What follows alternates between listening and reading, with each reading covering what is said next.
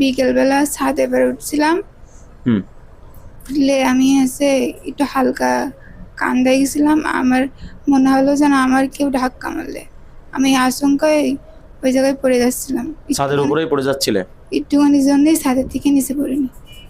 সন্ধ্যের পর থেকে মনে হয় আমার সাথে যেন কেউ হাঁটছে, আমার সাথে যেন কেউ আসছে। তুমি তো এর থেকে মুক্তি পেতে চাও, তাই তো? জি।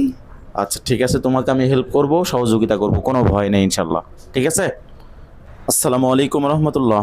জিন মানুষকে আক্রমণ করতে পারে, আসর করতে পারে, এখনও অনেক মানুষ বিশ্বাস করে না।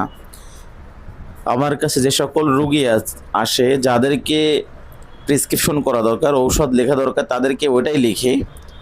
কিন্তু যাদের পিছনে জিন থাকে তাদের তো অন্য কিছু করে কাজ হবে না, সেটাই ঠিক করতে হবে। যাই হোক, যারা বিশ্বাস করে না তাদের প্রতি দাওয়াত রইল, আপনারা অবশ্যই বিশ্বাস করবেন। এই যে রহিমা মেয়েটা অসুস্থ আছে। কয়দিন তুমি অসুস্থ রহিমা? তোমার এই সমস্ত হচ্ছে কতদিন? 1 বছর। হ্যাঁ হ্যাঁ, বছর না, 1 বছরের বেশি। আমাদের তোমার বিয়ে হয়েছে কতদিন? 3 বছর। 3 বছর। আমাদের বাড়ি আসা পর্যন্ত ঘুমের ভিতরে শুধু হাউমাউ করে। 1 বছরের বেশি সময়। 3 বছরও হয়ে গেছে, বিয়ে হয়েছে। তাও হোক, কিন্তু অসুস্থ 1 বছরের একটু বেশি, তাই তো? 1 বছরের একটু বেশি। হ্যাঁ, সে শুধু দেখতে পায় যে তার পাশ দিয়ে চলাফেরা করছে কালো করে একজন, এবং এই দানিতে এখন এত পরিমাণ সেটা বেড়ে গেছে যে ওরা সঠিকভাবে আর কোনো ঘুমাতেও দিচ্ছে না, এসে জ্বালাতন করছে, তাই তো? অবশেষে আমি ওদের বাসার উপরে, ওদের বাসার ছাদের উপরে তাদেরকে বন্দি করেছি। কয়জনকে দেখতে পাচ্ছ তুমি? 2 জন।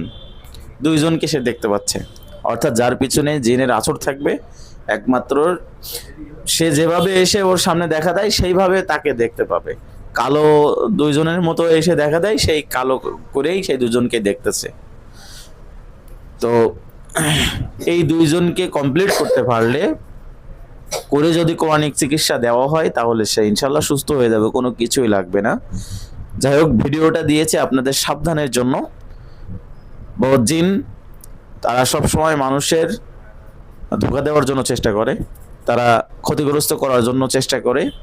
সেজন্য পবিত্র কোরআনের যে সকল সূরা আছে, সূরা 3 কুল, সূরা ইখলাস, সূরা ফালাক, সূরা নাস, এরপরে আয়াতুল কুরসি, সূরা বাকারা 255 নম্বর আয়াত, এই আয়াতুল কুরসি, এগুলি আমল করলে পরে জিন আর ডিস্টার্ব করতে পারে না।